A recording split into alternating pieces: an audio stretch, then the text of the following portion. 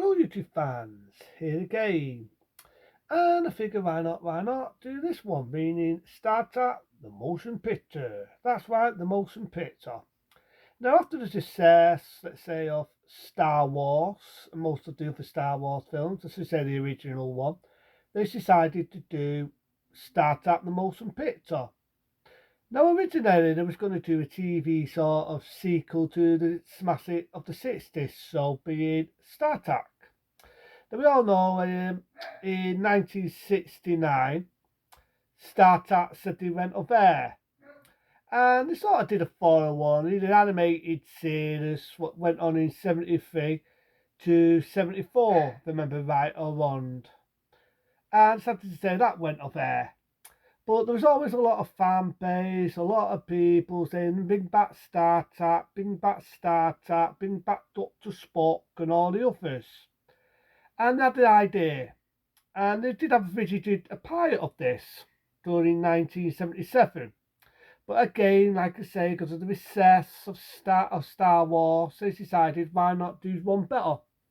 So in 1978, they decided to do a movie version of Star Trek, and they rubbed it off into 1979, and the rest is history. That being Star Trek, the motion picture. So they brought back all the old cast, Dr. Seymour, and Ian Satner, and all the others to play their role for Star Trek, the motion picture. And they want to do a lot good in this. I mean, they want to have some good practical special effects. That's why I'm always praising that, which we're never going to see ever again. And, because of the success of Star Wars and so on. But I want to make this a bit more like 2000 in Space Oddity. You know, laser guns, dogfights, all that. They wanted to base it a bit more like the 2000 Space Oddity. And they brought a big few new characters in it, like Caesar, Feeds Sower. It was like this robotic woman who, believe it or not, had beautiful long hair, very attractive, and they saved her head. And gave her a slaphead like me. There's a lot of behind the scenes footage, a lot of making. There's a bit where they're saving her hair, she was crying her eyes out because she didn't want to have a slaphead. And so on. And they did have another actor in it who later was done, but that's a different debate. He was done with kids, let's say. But whether I hate the person in real life or not, I'm on about the actor.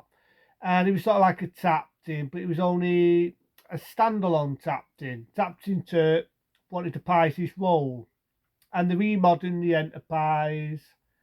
But before that, I'm going ahead of myself. There's a bit where Dr. Spock is going to get all of his confidence, all his emotions taken away. But he changed his mind and walks away. Now, I do know there's two additive versions of this. There's a director's and a theatrical. Sadly to say, the director's never seen the light of day. And it's the same because on the director's cut, there's a lot more. There's a bit where Dr. Spock is crying and Captain Kirk is wondering why the fuck he's crying. And let's not forget the epic music. And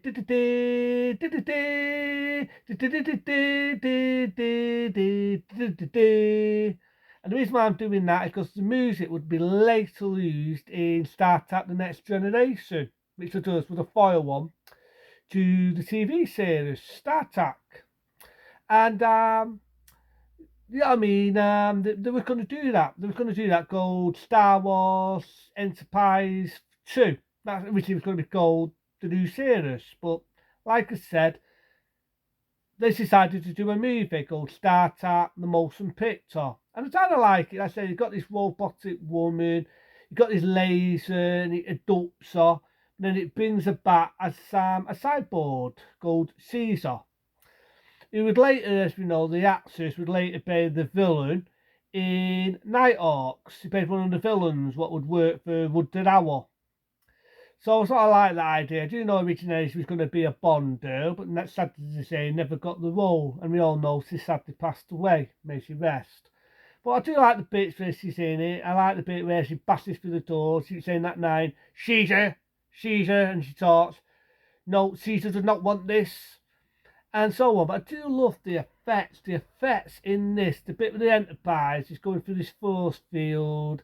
You got that beautiful music. You get that music again. And I do love it. I love it. And one thing I do love is the actors are all back. The atmosphere is there again. There, and Laura can't be sewing a mini skirt, sewing her legs anymore because it's now in the late 70s. Mini skirts died out. But I do like it. You know what I mean? And it's sort of sad in one way. Most of the actors and actresses are sadly no longer with us. May they rest. But it's good to see the old team come back. I like the bit where Dr. Bones comes out and they put an aging illness on him. It makes him grow a beard and he's getting pissed off. And this is, when you think about it, this is the time when they remodern the Ting Tongs. The first time they give them a new look. And you got that music. There's a bit where they're going across this force field and it electrocutes them and destroys them. No fucking around. And that's what it is. All the way through this film, it's like they're going through. It's like how can I put it? It's like the TV series said, to go where no man has ever gone before. And that's what this is. Start out the motion picture. It's all the old characters going where no man has ever gone before. And it is. You're going through a beautiful trip. The effects are out of this fucking world. Even today, I'd love if they could bring out like Star Wars like they did back in 1997 when they were celebrating the anniversary and they put it on the big screen. Why can't they do that with Start Out the Motion Picture? Bring out the director's cut and put it back on the cinema. You know what? Fuck it. I'd pay anything to go to the cinema and see this on the big screen. Because I imagine back in that era, it was out of this world. It was out of this world. But sadly to say, it didn't hit record, and this film was not a big success when it came out. Even though it launched a sequel in 1982, being Star Trek 2, The Wrath of Time, so out of two other sequels, whether it be The Search for Spock, The fucking Forage Home, and so on, including the series. I'm going to put it, I was fucking forgotten it. Star Trek The Next Generation, and all the other series that followed on. This was, believe it or not, was not a big success. Because people thought it was going to be like Star Wars, you're going to have laser ships, you have dogfights, and so on. But it wasn't the case. In Star Trek the Motion Picture, it was not the case. It was more special effects. It was a fun ride. It was all the characters who we all remember from the 60s, so going through a void. And that's what it is. They're going through a void. You've got this robotic woman called Vita. And you've got one of the main characters who wants the captain, who falls for her, he falls in love with her. You've got the idea they've got feelings. So when they get across the thing, he says to captain, I want Visa, I want this. It's something I've always wanted. And there's a bit where they empty it, and there's a bit where it says Forager, which is funny enough, the time follow that on another TV series, being Star Trek Forager. This was well before that. I do remember on the director's cut, there's a bit more where he tisses Feeder. They've got the idea that doing it, but does the dad, because the dad's at the rating mild, you've got sparks and everything covering what's going on, but there's a lot more of that in the director's cut. Like I said, there's a bit with Dr. Spock, he's crying. I do remember the bit where he's firing the toss on the spaceship and he does that Vulcan move to knock one of the soldiers out, and he fires the toss and it electrocutes him. I always remember that bit. I always remember the bit where Lulu fucking burns his hand. He always every episode he gets hurt. And like I say, I love the bit where they explode, they get out of Dodge, and Captain Turk says, "Are we all getting silly?" And then they fire off. But let's not forget the iconic bit. There's a date bit in the film. Fuck, I'm going to give this a long one. Because I think it deserves a long review. I always love the bit where they fuck around the Enterprise and then it goes slow mode and it goes the Apidos, and it goes so fucking slow, and it's one of them. If you've never had coke, you've never had an old time high, you've never got pissed, you've never got eyes fucking tight, watch that scene. That scene will get your fucking eyes tight, because they're all going in this weird void and they're all going slow motion like this. Get ready to pass the beetle. No, no, no.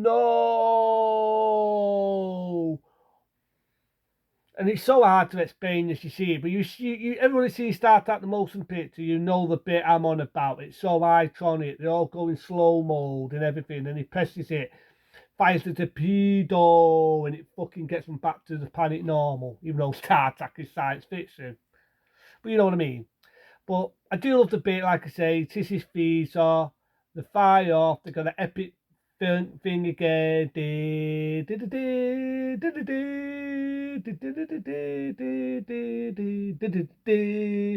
it's day, it's an adventure film, and it kind of pisses me off that this was not a big hit. I know it had a lot of people going to the theatre, and one thing I do love about the one I've got, even though it's the theatrical version of the motion picture, I would love to see the director's one, like I keep saying, because Start Art, the motion picture, the director's cut, there's a few little bits in there was added on, and there's a lot more character development, where in the theatrical it wasn't. But I still like it. And what I was about to say was, on the theatrical one I've got, you do get a bit of music playing in the background a bit before it actually starts up. I've got a few like that. I've got, I think Mighty, Once Upon a Time in America did that. And Tarson, let me think which one, Tarson of Dave Stone, that did that in the opening. And I think this does it and all, where you get a bit of music in the background, and then it starts the movie with the original Paramount logo, and then it starts the film.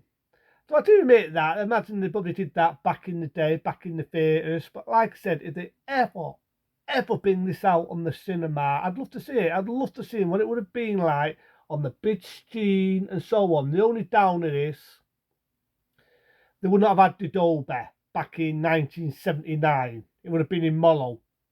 So if they ever put this out again in its original widescreen, beautiful, technically restored in a remastered format, the extra scenes added back in what was in the director's cut, in the Dolby, the British widescreen cinema going, I would love to see it, because I imagine it back in 1979, this film was out of this world.